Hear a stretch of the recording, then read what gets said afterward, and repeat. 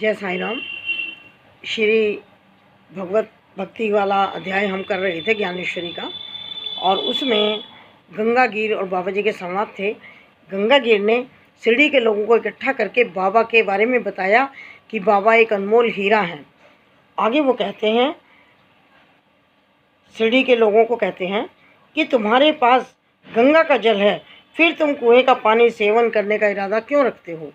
साधु संत रूपी गगन में श्री साईं ज्ञान के प्रखर सूर्य हैं। वे संसार के सभी पर्वतों में विशाल हिमगिरी के समान हैं। इस संसार के कोटि कोटि लोगों में वे सर्वश्रेष्ठ हैं। वर्तमान में जितने भी साधु संत हैं, उन सभी साधु संतों की विशाल श्रृंखला में वे सचमुच मेरुमणि के समान हैं। तुम गांव-गांव भटककर सच्चे साधु की खोज करते फिर रहे हो। तुम्हारे गांव में जो सर्वोत्तम संत है, उसे पहचानो। यदि तुम उसे नहीं पहचानते तो यह समझो कि तुम उसका अपमान कर रहे हो। अतः तुम सर्वोत्तम संत श्री साईं का रंच मात्र भी तिरस्कार ना करो, उनकी उपेक्षा ना करो। वही संत तुम सभी के लिए कल्याणकारी सिद्ध होंगे।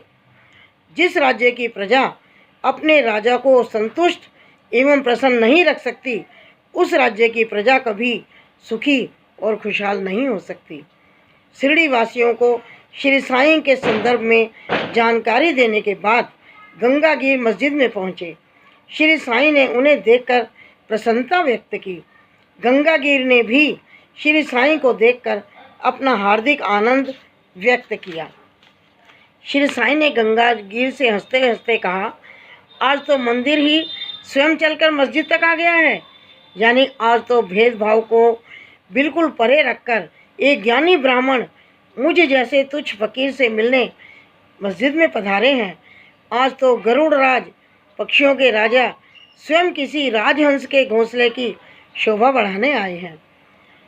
आपका यहाँ पधारना शुभ है। आपने यहाँ आकर समान आचरण यानी सद्भावना का परिचय दिया है।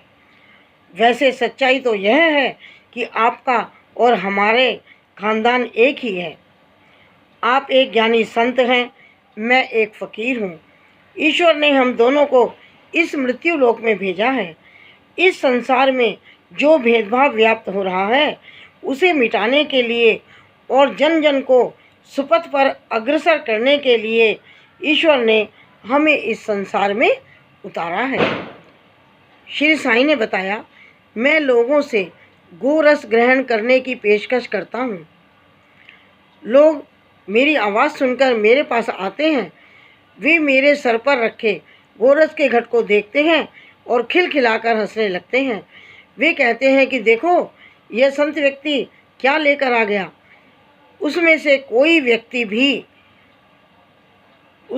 कोई व्यक्ति तो पत्थर उठा लेता है, कोई गरज के पात्र पर दे मारता है, कोई व्यक्ति तो हंसते हंसते यह कहने लगता है कि ये फ़कीर साईनाथ, तुम इस गोरस का पात्र लेकर यहीं खड़े रहो। जब तक मेरी मृत्यु हो तो 2-4 बूंद मेरे मुंह में डाल देना। मेरे अनुरोध पर एक व्यक्ति भी गोरस का पान करने के लिए तैयार नहीं होता। उल्टे वे मुझसे कहते हैं कि तुम भी हमारी शिंदी का 1-2 बूंद पीकर तो देखो।